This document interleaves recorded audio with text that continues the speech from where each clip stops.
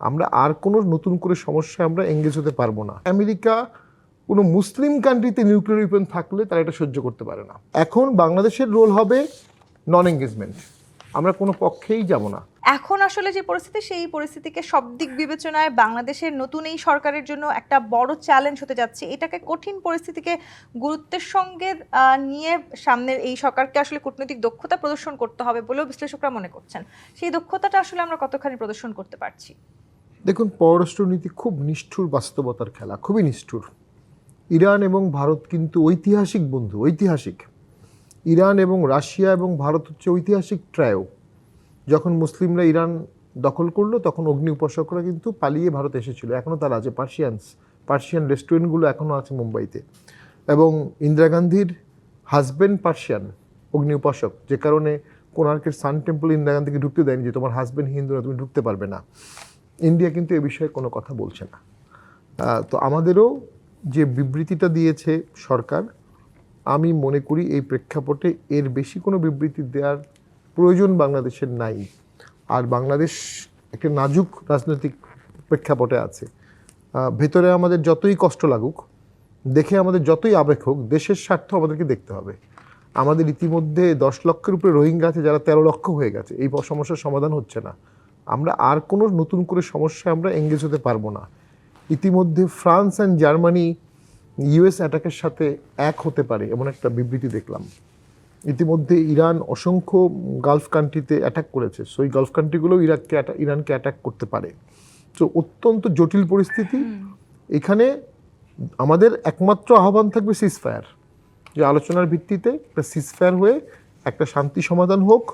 In fact একটা peaceful negotiation চলছিল, nuclear weapon নিয়ে দুই পক্ষের মধ্যে আলোচনা হচ্ছিল। আলোচনার সময় এই অ্যাটাকটা করা হয় এবং অ্যাটাকের প্রথম ধাক্কাতেই ইরানের শীর্ষ নেতৃবৃন্দ কিন্তু ইতিমধ্যে নিহত হয়েছেন। তো সেখান থেকে বোঝা যাচ্ছে যে ইউএসএ কতটা প্রফেশনাল, কতটা টার্গেটেড এবং কতটা স্ট্রং, কতটা স্ট্রেংথ আছে। ইরানের পক্ষে কিন্তু ওয়াশিংটনে একটা বোম বা ড্রোন পাঠানো সম্ভব না, একটা মিসাইল পাঠানো সম্ভব না। এটা হচ্ছে বাস্তবতা। সেই বাস্তবতায় জানমালের ক্ষতি যেন না হয়, বাংলাদেশের একটা পিস টক ইতিমধ্যে আহ্বান করা উচিত, সেটা কিছুটা করেছে। আর এই সমস্যাটা তো অনেক পুরনো আসলে। যদি একটু সময় দেন, ওই 41 সালে অ্যালাইড ফোর্স ইরান দখল করে রেজা পাহলিকে নিয়ে আসলো তার বাবাকে রিপ্লেস করে।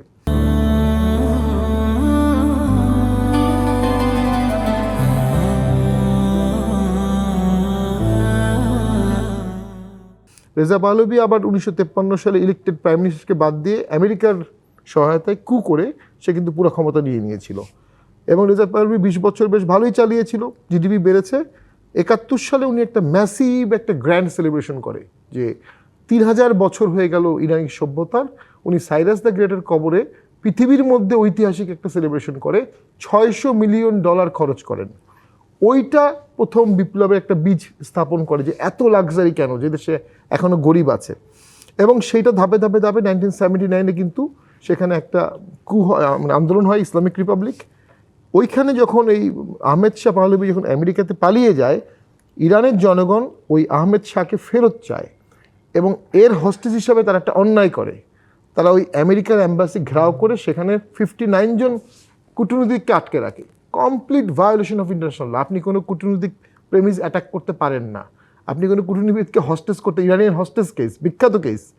সেইখানে যারা আন্দোলন করেছিল, হস্টেজ করেছিল, তাদের মধ্যে একজনের চেহারার সাথে মাহমুদ আহমেদি নাজের চেহারার হুবহু মিল পাওয়া গেছে।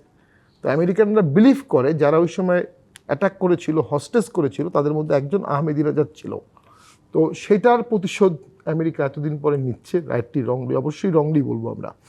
আরেকটা হচ্ছে নিউক্লিয়ার উইপন থাকলে, আমেরিকা কোনো মুসলিম কান্ট্রিতে নিউক্লিয়ার উইপন থাকলে তারা এটা সহ্য করতে পারে না। এটা গাদ্দাফির ক্ষেত্রেও দেখা গেল, সাদ্দামের ক্ষেত্রেও দেখা গেল, ইরানের ক্ষেত্রেও দেখা গেল, পাকিস্তানের ক্ষেত্রেও ভয় আছে। বাংলাদেশ তো বিশ্বের বাইরে নয়, আপনি যে ঘটনাগুলো বলছেন সেটা তার মানে আসলে একটা বৈশ্বিক প্রভাব তো পড়তে যাচ্ছে। সেই প্রভাব নিশ্চয়ই এই বিশ্বায়নের যুগে বাংলাদেশের উপরেও পড়তে যাচ্ছে কিনা? এক্সট্রিম কোল্ড ওয়ারের সময়ও বাংলাদেশ নন অ্যালাইন মুভমেন্টে ছিল, কোনো সাইডে যায়নি। মুসলিম ওয়ার্ল্ডের সাথে বাংলাদেশ ভালো সম্পর্ক রেখেছে। আবার গালফ ওয়ারের সময় 91-এ ইরাক আমাদের আদি অকৃত্রিম বন্ধু হওয়া সত্ত্বেও পিসকিপিং মিশনে এরশাদ স্যার কিন্তু বাংলাদেশি ফোর্স পাঠিয়েছিলেন। অর্থাৎ আমাদেরকে রাষ্ট্রীয় স্বার্থটা দেখতে হবে, আবার মুসলিম উম্মার সিম্প্যাথিটাও দেখতে হবে। তো এখানে যেটা হচ্ছে যে বাকি মুসলিম দেশগুলোও কিন্তু কোনো রিয়্যাক্ট করছে না। তো আমরা যেটা বলি, বাংলাদেশের এখন আহ্বান হবে ওআইসির মাধ্যমে, ইউএনের মাধ্যমে যে কোনো মূল্যে একটা সিজফায়ার করা। কারণ আমরা অনুভব করছি যদি ইরান ফুল স্কেল যুদ্ধে চলে যায়, হরমুজ প্রণালী আরও বন্ধ থাকে, এটা তেলের উপর ইম্প্যাক্ট ফেলবে। আর এই যুদ্ধে কিন্তু সবচেয়ে বেশি ক্ষতি হবে চায়নার।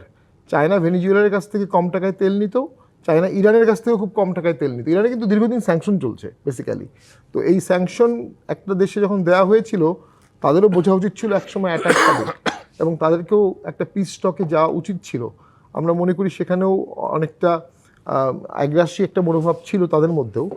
এখন বাংলাদেশের রোল হবে নন এঙ্গেজমেন্ট, আমরা কোনো পক্ষেই যাব না।